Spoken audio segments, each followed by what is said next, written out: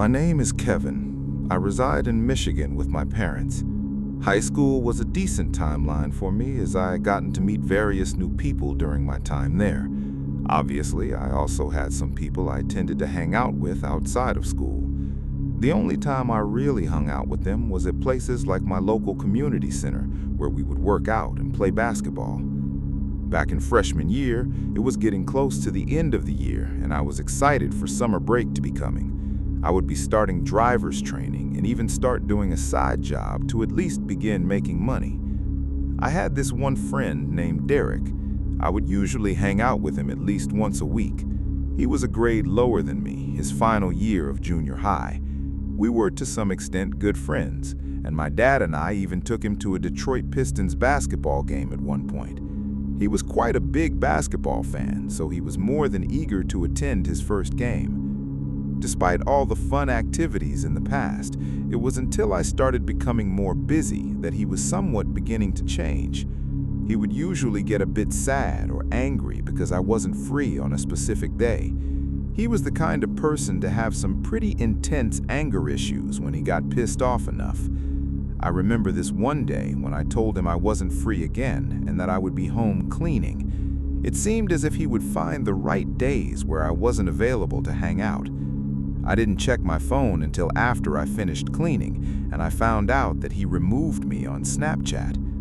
I messaged him on Messenger asking why he got so mad and why he decided to remove me as a friend. He assumed I was lying to avoid hanging out with him. That thought crossed my mind for a while, and I even followed up with it at times because he was starting to become more obnoxious. On occasion, I would lie and say I'm doing something, going somewhere, or already made plans with another friend. He felt so left out that one day when the sun had set, he showed up to my apartment I was living in at the time unannounced. I asked him why he didn't text me ahead of time. Nothing. He just stared at me for a few seconds before walking away slowly. Why was he here at this hour? Why didn't he say anything? Why did he just give me this 1,000-yard stare as if I did something to offend him? I hadn't spoken to him the next day. That's also when I turned off my Snap Map on Snapchat to hide my location from him after he apparently added me back. Some time had gone by, about a month, and he was the same person. Angry or sad when I couldn't pay him a visit. That's when I got a text from my friend Nick, who I barely saw in person. He knows Derek and Derek's ex-girlfriend. Nick had told me some gruesome things about him and what he's done, but my heart dropped as I heard from him and Derek's ex that he held a knife at his ex-girlfriend's throat and sexually assaulted her. I knew that he was a psycho right then and there. I removed him as a friend on all platforms without any hesitation. He texted me on Instagram before I removed him on there. He blew up my phone with messages asking why I'm removing him. I just told him I needed some time to myself and I would add him back when I'm better, but I used that as an excuse to get away from him. That night, while I was home alone since my parents went to the next town over for dinner with some old friends of theirs, I heard a knock at my apartment door. I looked out of the peephole and no one was there. I opened the door a crack to survey the hallway, but no one. I figured it was someone ding-dong ditching. I figured they wouldn't come back. But when I randomly looked out my bedroom window, the light was burned out by the sidewalk. I noticed a small flash in the corner of my eye, and I thought it was from inside someone's car. But I felt my stomach drop when I saw a tall figure standing in front of my window. It was him. I opened my window and told him to go away and that I don't want him here. He told me to let him in so he could tell me something. I firmly said no and told him I want him gone. But when he began to move around a bit, I noticed something was in his hand. I couldn't exactly make out what he was holding until he held it up. And when I tell you I was frightened, I felt as if I was going to pass out because I kid you not, Derek was holding a knife in his hand. I told him I was calling the police, but he had already taken off by the time the police had gotten there. I gave the best description of him that I could describe to the cops. I haven't heard a word about or from him since that horrific night. I honestly wouldn't be so surprised if he was trying to kill me while I was home alone. I believe he had murderous intentions. I assumed he probably ended up in juvie after what happened. Not only was I horrified from that experience, but it may have been one of the most traumatic moments of my life.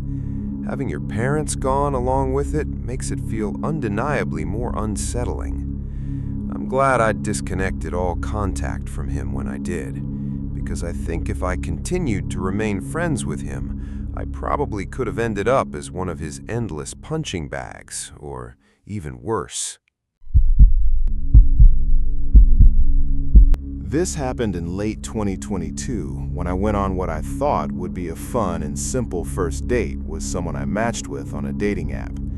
Her name was Sarah, and we had been texting for about 2 weeks before deciding to meet up.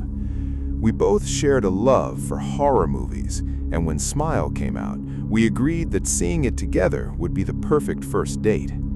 We picked a weekday night, Thursday. It was a late showing, 10:25 p.m., at a small older theater just outside of town. I offered to drive and picked her up around 9:30. She seemed normal, friendly, maybe a little shy. She was quiet for most of the drive, but opened up once we started talking about horror movies we liked growing up.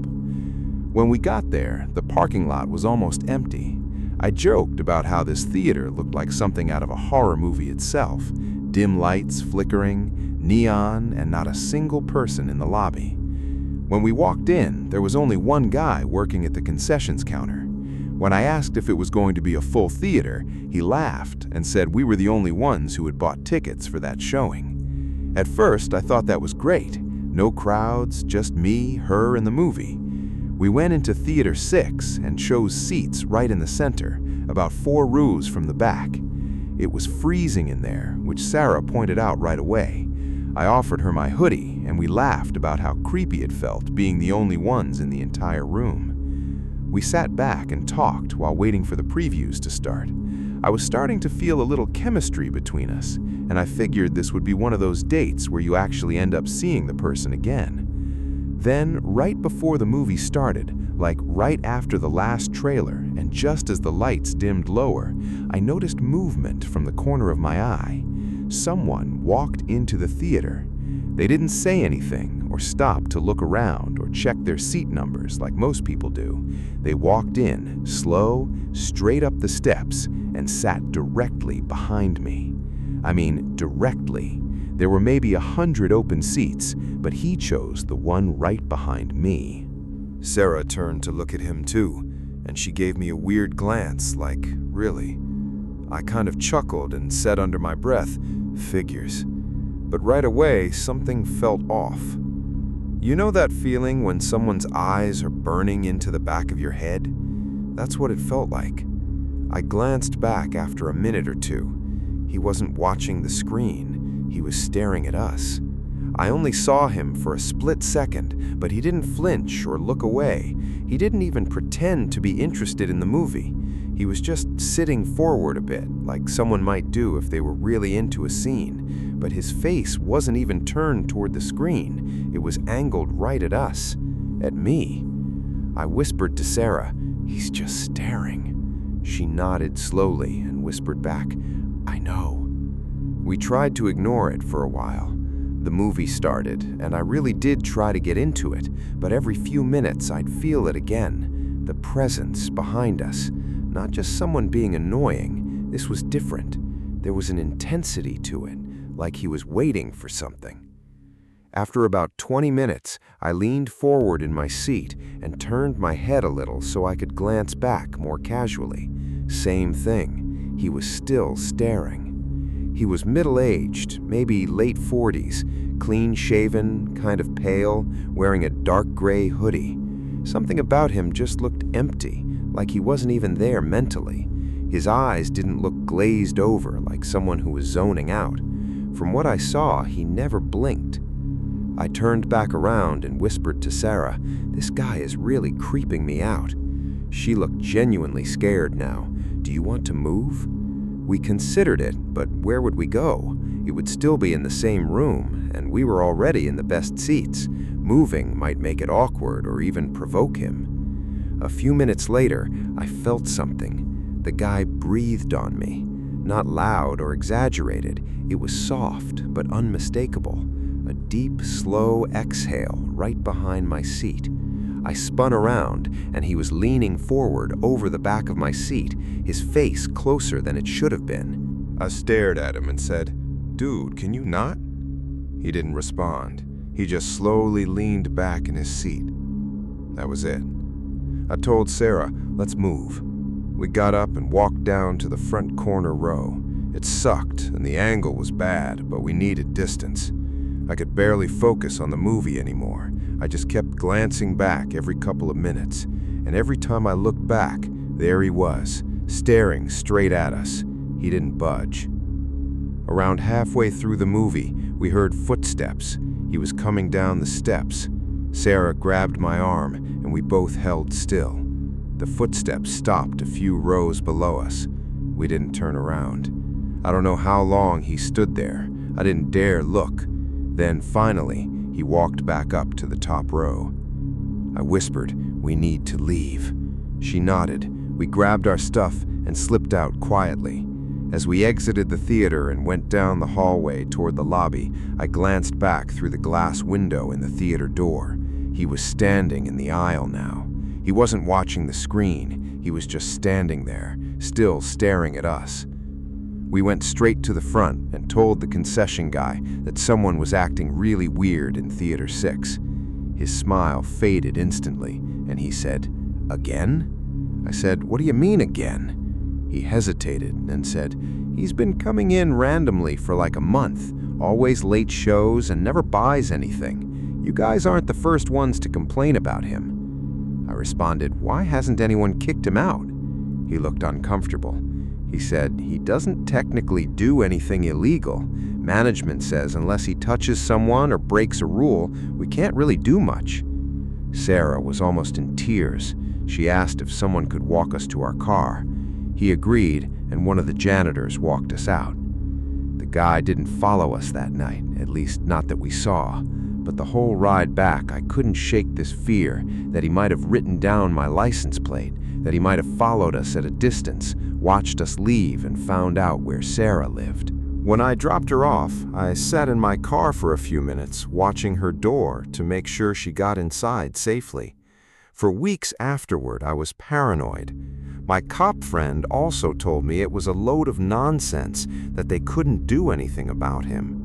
The theater, as a business, would reserve every right to kick somebody out. I avoided that side of town for a while. Sarah and I talked a few times after that, but never ended up seeing each other again. I think we were both too shaken from what happened. I have not been back to that theater since. I looked up reviews on the website about the guy, but I didn't see anything. I wonder just how many people have actually had the same experience. How many other first dates got ruined by that same man in the gray hoodie, just sitting there, waiting, watching, breathing. I still think about it sometimes. That empty look in his eyes, the way he never blinked, the slow exhale right behind my ear. He wasn't watching the movie. He was waiting for something. I just don't know what. It was my junior year of college. I had moved off campus into a student apartment building. My roommate was sort of assigned to me by the school in the sense that he was just someone else who needed someone to live with. His name was Dan, and he seemed like a nice guy at first. He was friendly and polite, always smiling and making small talk. But as the days went by, I started to notice strange things about him. Little quirks and odd behaviors that made me feel uneasy. It started with the way Dan would always linger in my room, asking pushy questions about my personal life and poking around my belongings as if he were way too comfortable doing so. At first, I brushed it off as harmless curiosity, even if I found it kind of weird. But the more I thought about it, the more it bothered me. Then, there were the sounds I would hear coming from Dan's room late at night, talking and shuffling noises that were slightly concerning. I tried to ignore them, telling myself it was just Dan watching TV or talking on the phone, but deep down, I knew something wasn't right. One night, unable to sleep because of the strange noises coming from Dan's room, I decided to investigate. I crept silently down the hallway and pressed my ear against Dan's door, straining to hear what was going on inside. What I heard was just weird. It was the sound of Dan whispering to himself, his voice low and muffled. And then, just as suddenly as it had started, the whispers stopped, and there was nothing but silence. Then, I heard Dan say my name. Did he somehow know I was outside his door? I quickly and quietly tiptoed away from his door and back to my room. I silently crawled back into my bed.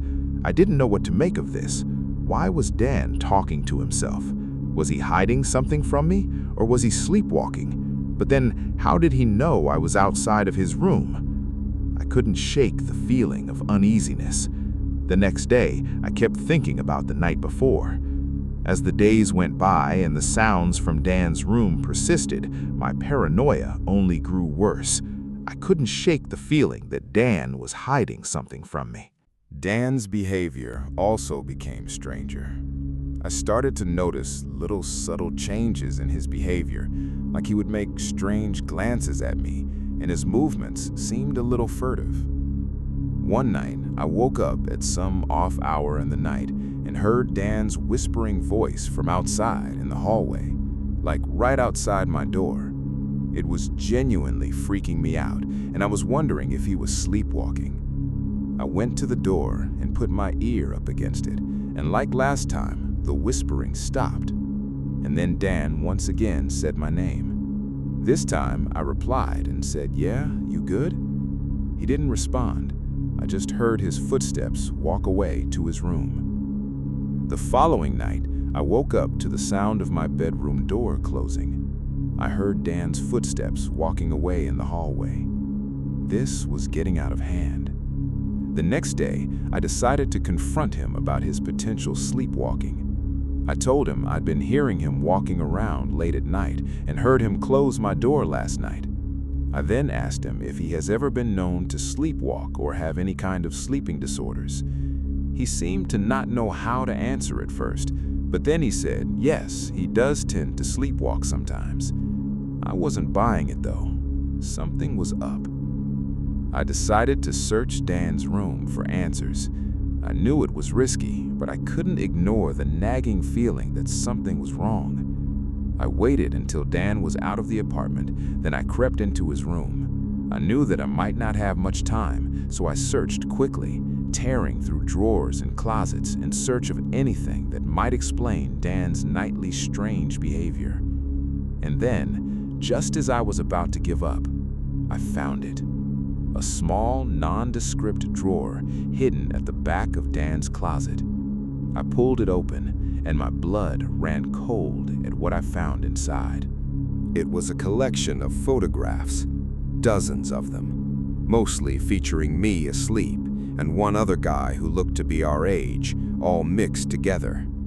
They were taken from different angles and distances, some of them so close up that I could see the pores on my skin and individual strands of hair on my head. I felt sick to my stomach as I realized what I was looking at. Dan had been secretly taking pictures of me while I slept without my knowledge or consent. I couldn't believe it. I had been living with some kind of sick voyeur. He probably got off somehow to these pictures.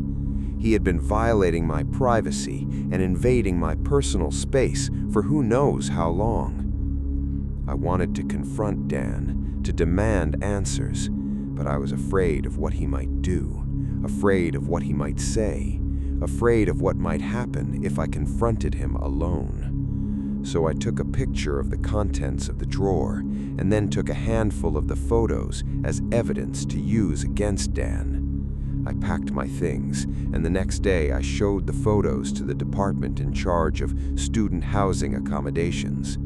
They told me to let them take the appropriate action.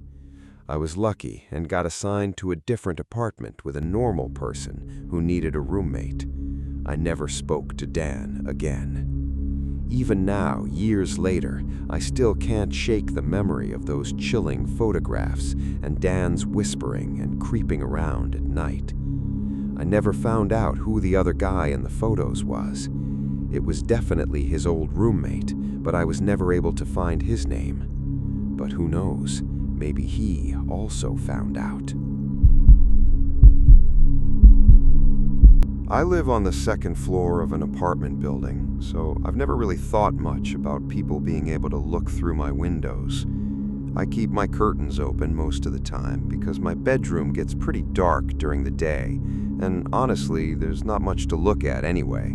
It's just the parking lot, a few trees, and the building across from mine. The first time I saw her, it was probably around midnight. I was lying in bed, scrolling through my phone, when I happened to look up toward the window. There was someone standing outside. I remember just staring at her for a few seconds because my brain didn't really understand what I was seeing. She was far enough away that I couldn't make out her face, but I could tell she was a woman. She wasn't moving or doing anything. She was just standing there, facing my window. My first thought was that maybe she was standing on a balcony or something, but there aren't any balconies on that side of the building. I even got out of bed and walked closer to the window to see if I could figure out where she was standing. She disappeared when I turned the light on. I looked outside afterward and couldn't see anyone. I checked the parking lot from another window too, but there was nobody down there. I ended up convincing myself that I'd probably seen a reflection or something. I was tired and it was late. 3 nights later, I saw her again. Same spot. This time, I didn't turn the light on. I just sat there, watching her, for probably 5 minutes. She never moved.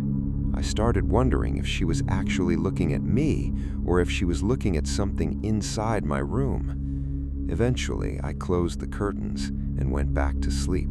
After that, I started keeping them closed at night. For about a week, nothing happened. Then I woke up one night because I had to use the bathroom. My room was completely dark, but there was a faint outline of someone standing near the window. I froze. For a few seconds, I thought someone had gotten into my apartment. I grabbed my phone and turned the flashlight on. There was nobody there. The curtains were still closed. I opened them slowly and looked outside. Nothing. That's when I noticed the handprint. It was on the window, on the inside. I remember just standing there, staring at it. I didn't touch it. I didn't even really know what I was supposed to do. I ended up going back to bed and telling myself there had to be some explanation. I didn't see the woman again after that, at least not for a while. Last month, I moved into a different apartment on the first floor of the same building. I thought that would make me feel better about the whole thing. It didn't. A few nights ago, I was sitting on my couch when I noticed someone standing outside my living room window.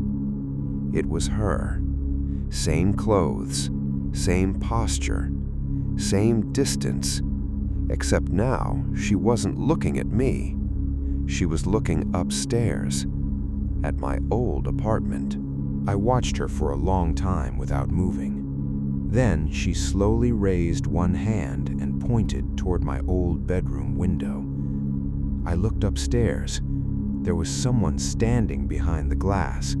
I couldn't see their face, but I could tell they were watching me.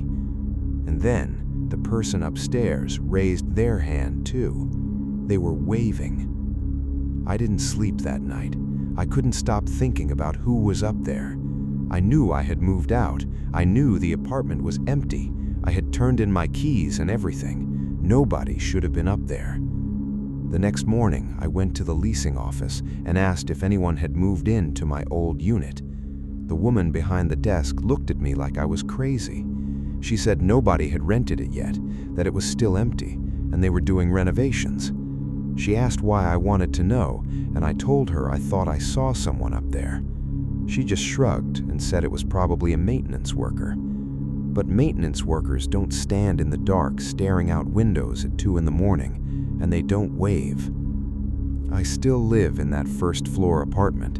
I don't have a choice. I can't afford to move again. But every night, I keep my curtains shut tight, and I don't look out the window. I don't want to see her again, and I really don't want to see who's up there with her.